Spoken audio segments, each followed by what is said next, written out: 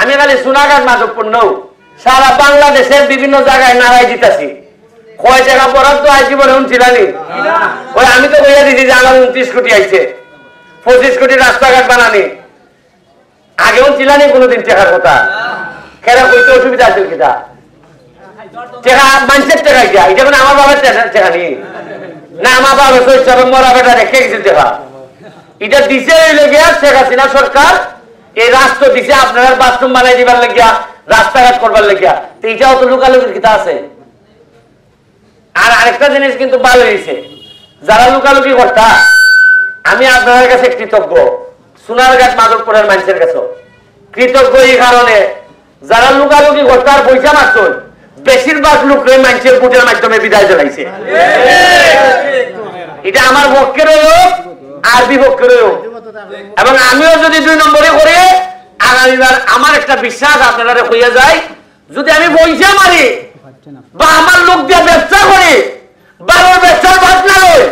রাস্তার মধ্যে পয়সা মারি আমার লোক যদি আঙ্গুল বললে খোলা গাছ হয় আল্লাহ রাস্তে চাই আমার সে যে খোলাটা বানাইব আমার বিদায় যায় এর মেতো বানাই দিন আপনারা আর লক্ষণ শুরু হয়ে গেছে সোনাঘাট মাধবপুরের লক্ষণ খুব ভালো দেখছি যে যারাই পয়সা খাইতা কিছু অভিযোগ আছে এরা মোটামুটি মাইনাস করে ওই যে বেড়া বুঝতে লাগছে মাইনাস ওই সাজা খামের কাম বছরে 5 বছরে 1 লাখ আমি করে দিবা যিনি মাইনাস হইবার তাই নিয়ে মাইনাস করে দিবা দেখবেন এরপরে খালি প্লাস আর প্লাস খালি প্লাস আর প্লাস হইব ওই সাজা যেহেতু বুঝতে লাগছেন আমার আর টেনশন নাই আপনারা যা লাগে আপনারা আমার সাথে যোগাযোগ করবা আর আমার সাথে দেখা করবে কোনো পর্দা লাগে না বোনা মোটা নেতা আমার সাইডিতে নাই যে 3 লাখ 4 লাখ নেতা আবার আমার তার দেখতেই পাইতা নাই একবারে সুদা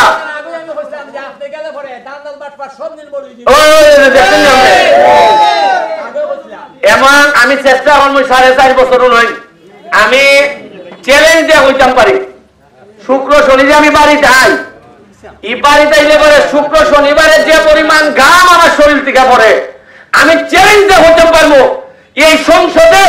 যত বাকি এমপি মহোদয় আছেন একজনও আমার সাথে গামে যে হত্যা এত গাম আমি বানাই যেখানে বক্তব্য দিকে নিয়ে 1/2 লিটার করে